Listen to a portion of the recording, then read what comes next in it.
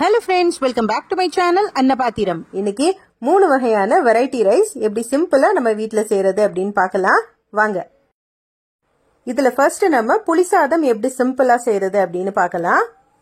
இதுக்கு முதல்ல ஒரு கடாயில 1 டேபிள்ஸ்பூன் அளவுக்கு கடலைப்பருப்பு, 1 டேபிள்ஸ்பூன் அளவுக்கு உளுத்தம் பருப்பு, 1/2 டீஸ்பூன் அளவுக்கு வெந்தயம், ஒரு 5 காஞ்ச மிளகாய் இதெல்லாம் சேர்த்துட்டு நல்லா ட்ரை ரோஸ்ட் பண்ணி தனியா எடுத்துக்கலாம்.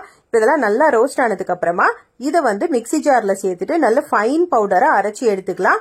இந்த பவுடர் தான் இந்த புளிசாதத்துக்கு பேஸ். சோ இத ஃபர்ஸ்ட் அரைச்சி எடுத்து தனியா வச்சுக்கலாம். இப்போ அதே கடாயில ஒரு 2 டேபிள் ஸ்பூன் அளவுக்கு நல்லெண்ணெய் சேர்த்துக்கோங்க.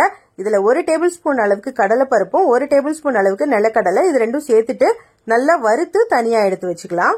இப்போ புளிசாதத்துக்கு தேவையான அந்த பருப்பு பொடி கூடவே நம்ம வறுத்து வச்சிருக்கிற கடலையும் ரெடியா இருக்கு. இப்போ தாளிக்க ஆரம்பிச்சிடலாம். இப்போ கடாயில மிச்சம் இருக்கிற எண்ணெயில 1 டீஸ்பூன் அளவுக்கு கடுகு சேர்த்துக்கோங்க.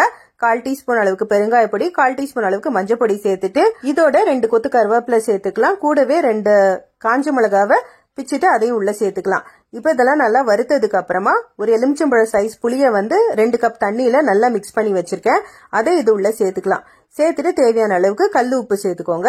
இதெல்லாம் நல்லா கொதிச்சு வர்ற ஸ்டேஜ்ல நம்ம வறுத்து வச்சிருக்கிற கடலை அதோடவே நம்ம பொடிச்சு வச்சிருக்கிற பொடி இது ரெண்டுத்தையும் இது உள்ளார சேர்த்துக்கலாம். இதெல்லாம் இது உள்ள சேர்த்ததுக்கு அப்புறமா இந்த பொடி கட்டி பிடிக்காம இத நல்லா நம்ம மிக்ஸ் பண்ணி விட்டுக்கணும்.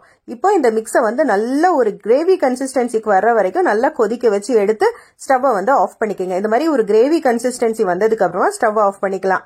இப்போ சாதம் வேக வச்சு ரெடியா எடுத்து வச்சிருக்கேன். ஒரு 3 கப் அளவுக்கு சாதம் எடுத்திருக்கேன்.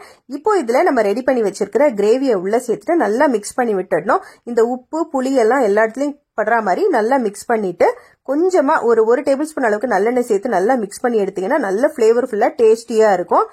ரொம்பவே பெர்ஃபெக்ட்டா டேஸ்டியான புளிசாதம் ரெடி ஆயிருச்சு. இத கண்டிப்பா நீங்களும் உங்க வீட்ல ட்ரை பண்ணி பாருங்க. அடுத்ததா இப்போ லெமன் ரைஸ் எப்படி குவிக்கா செய்யறது அப்படின்னு பார்க்கலாம். இது ரொம்ப சிம்பிளான மெத்தட் தான். இதுக்கு ஒரு நல்ல ஃப்ரெஷ்ஷான லெமன் எடுத்திருக்கேன். இது 2ஆ கட் பண்ணிக்கோங்க. இந்த லெமனுடைய ஜூஸை புழிஞ்சி எடுத்துக்கலாம். இப்போ இந்த லெமன் ஜூஸோட ஒரு 2 டேபிள் ஸ்பூன் அளவுக்கு தண்ணி ஆட் பண்ணிக்கலாம். இதோட கொஞ்சமா தண்ணி ஆட் பண்ணிட்டு இதுல ஒரு 1/4 டீஸ்பூன் அளவுக்கு பெருங்காய பொடி, 1/4 டீஸ்பூன் அளவுக்கு மஞ்சள் பொடி சேர்த்துட்டு தேவையான அளவுக்கு உப்பு சேர்த்துக்கோங்க. சேர்த்துட்டு இது எல்லாத்தையும் நல்லா மிக்ஸ் பண்ணிக்கலாம். அவ்வளவுதான், லெமன் ரைஸ் செய்யறதுக்கான மிக்ஸ் ரெடி ஆயிருச்சு. இப்ப அதை தனியா வச்சுக்கலாம். வச்சுட்டு கடாய் சூடு பண்ணிட்டு ஒரு 2 டேபிள் ஸ்பூன் அளவுக்கு நல்லெண்ணெய் சேர்த்துக்கலாம். இந்த நல்லெண்ணெய் சூடானதுக்கு அப்புறமா 1 டீஸ்பூன் அளவுக்கு கடுகு, 1 டீஸ்பூன் அளவுக்கு கடலைப்பருப்பு, 2 காஞ்ச மிளகாவை 2ஆ கட் பண்ணி சேர்த்துக்கலாம். கூடவே 2 கொத்து கருவேப்பிலையை உருவி சேர்த்திருக்கேன். இப்போ இந்த ஸ்டேஜ்ல நம்ம ரெடி பண்ணி வச்சிருக்கிற லெமன் ஜூஸை இது உள்ள சேர்த்துக்கணும்.